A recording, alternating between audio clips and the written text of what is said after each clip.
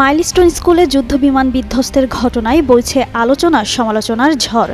এ অবস্থায় বিভিন্ন মহল থেকে তথ্য গোপনে যে দাবি করা হচ্ছে তা সঠিক নয় বলে জানিয়েছে প্রধান উপদেষ্টার প্রেস উইং। মঙ্গলবার সকালে এক সংবাদ বিজ্ঞপ্তিতে এ তথ্য জানানো হয়। এতে বলা হয়, মর্মান্তিক এই দুর্ঘটনায় নিহত ও আহতদের প্রত্যেকের জন্য সরকারের পক্ষ থেকে সব ধরনের সহায়তা দেওয়া হচ্ছে।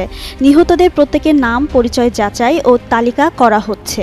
যেসব মরদেহ শনাক্ত করা যাচ্ছে না সেগুলোর ডিএনএ টেস্টের মাধ্যমে শনাক্ত করা হচ্ছে। পাশাপাশি ঢাকার কয়েকটি হাসপাতালে এ ঘটনায় আহতদের সুচিকিৎসায় সর্বোচ্চ ব্যবস্থা নেওয়া হয়েছে।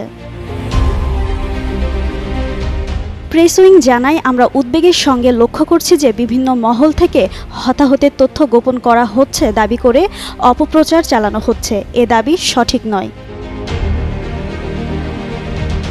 বিজ্ঞপ্তিতে আরও বলা হয়, আমরা সবার প্রতি আহ্বান জানাই, এই দুর্ঘটনায় আপনার পরিচিত কেউ যদি নিখোঁজ থাকে তবে দ্রুত স্কুল কর্তৃপক্ষের সঙ্গে যোগাযোগ করুন। সেখানে একটি কন্ট্রোল রুম বসানো হচ্ছে। এর পাশাপাশি এখনও কেউ নিখোঁজ রয়েছে কিনা তা বিদ্যালয়ের রেজিস্ট্রি খাতা ও অন্যান্য নথি থেকে যাচাই করে দেখা হচ্ছে।